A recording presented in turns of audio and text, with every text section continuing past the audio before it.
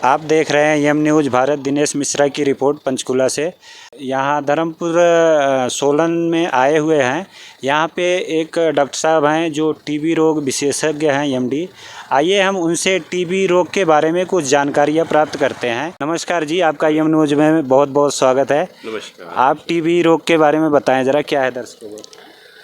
TB रोग जो है एक कीटाणु के द्वारा होता है जिसको हम माइकोबैक्टीरियम ट्यूबरकुलोसिस बोलते हैं। ये होता है, ये मेनली जो है फेफड़ों की बीमारी है, लेकिन लगभग 25% लोगों में शरीर के किसी भी अंग में ये बीमारी हो सकती है। और शरीर में सिर्फ नाखून और बालों में है जो टीबी नहीं होती है, उसके अलावा शरीर के किसी भी अंग में टीबी की बीमारी होती है। और ये आमतौर पर जो फेफड़ों की बीमारी है, जब पेशेंट एक कफ करता है तो उसमें जो है लाखों जो टीबी के कीटाणु जो है हवा में तैरना शुरू करते हैं। तो जब वो हवा में तैरेंगे, जो जैसे ड्रॉपलेट्स होते हैं जिसमें टीबी के कीटाणु होते हैं, तो जो भी इंसान वो जो है उनको सांस की नली द्वारा अंदर चले जाते हैं। तो इस तरीके से इंसान को जो है टीबी का इन्फेक्शन लगता है। अब ऐसा कि जिनको वो कीटाणु शरीर के अंदर प्रवेश कर गए, सबको तो टीबी की बीमारी नहीं होती है, लेकिन 10% लोगों को ज़िंदगी में कभी भी टीबी हो सकती है। इस संस्था में आप कितने दिन से जुड़े हुए हैं सर?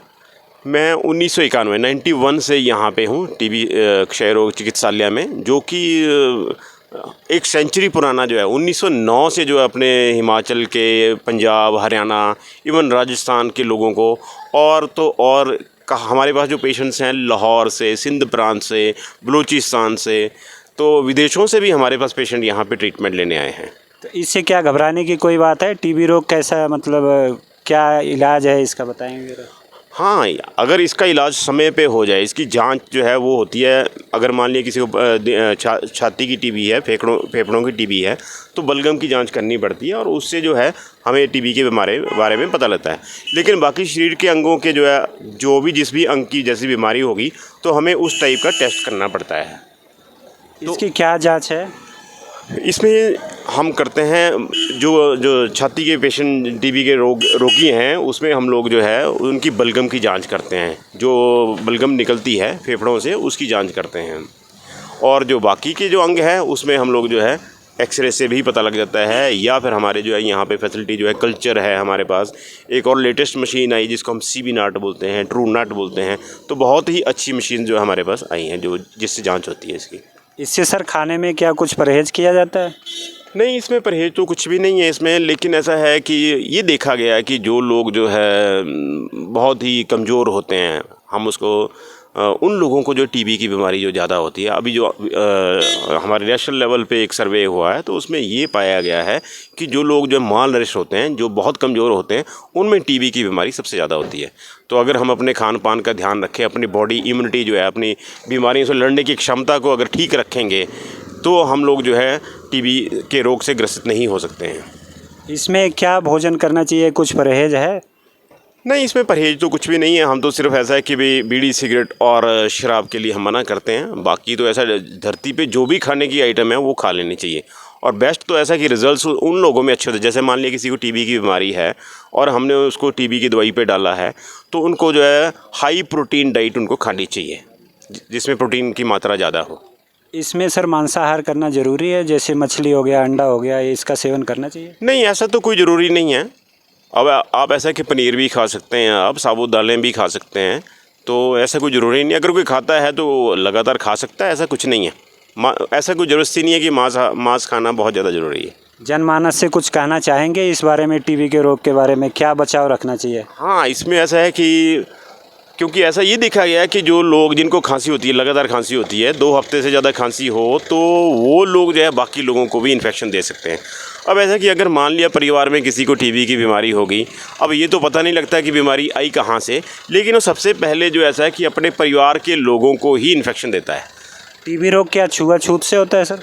हाँ, नेचुरली ऐसा है कि जब ऐसा कि अगर मान लिया किसी को टीबी की बीमारी है, वो खांसी करता है। जब खांसी करेगा तो उसमें जो लाखों जो टीबी के कीटाणु है, वो वहाँ पे जो है एनवायरनमेंट में जो वो फैला देता है। अगर मान लिया कोई घर में है, तो घर में वो खांसी करता रहेगा और बाकी लोगों को भी इन्फेक्शन देता रहेगा। तो उसमें ऐसा है कि हमारा तो बोलना यही है कि जैसे ही अगर किसी को खांसी हो, वज़न कम हो रहा है, उसको शाम के समय बुखार आ रहा है, भूख कम लग रही है, तो उसको इमीडिएटली सरकारी स्वास्थ्य केंद्र में जाना चाहिए। इसका जो टेस्ट है वो फ्री ऑफ कॉस्ट है, चाहे एडवांस टेस्ट भी है वो भी फ्री ऑफ कॉस्ट है, और मेडिसिन हैं वो भी फ्री मिलती है। इसके अलावा जो सरकार जो है पेशेंट्स को जो है कंप्लीट कोर्स करने के लिए 500 रुपये पर महीना भी देती है। तो जिसको हम निक्षय पोषण योजना बोलते हैं, तो पोषण योजना के आधार पे जो है, क्योंकि वो होता है कि उसकी जो अपनी प्रॉपर डाइट खाने के लिए वो सरकार इतना कुछ करती है, फ्री टेस्ट कर रही है, ठीक है, और फ्री ट्रीटमेंट भी दे रही है, और साथ में पोषण भी दे रही है। तो हमें जो है एकदम से स्वास्थ्य केंद्र में जाना चाहिए, और हमारा जो है ये होना चाहिए कि हम लोग जो जल्दी से जल्दी डायग्नोज करें, ताकि हम अपने परिवार में जो है उनको इन्फेक्शन ना दें, हम अपने वर्क प्लेस पे जहाँ पे हम काम करते हैं बाकी लोगों को इन्फेक्शन ना दें।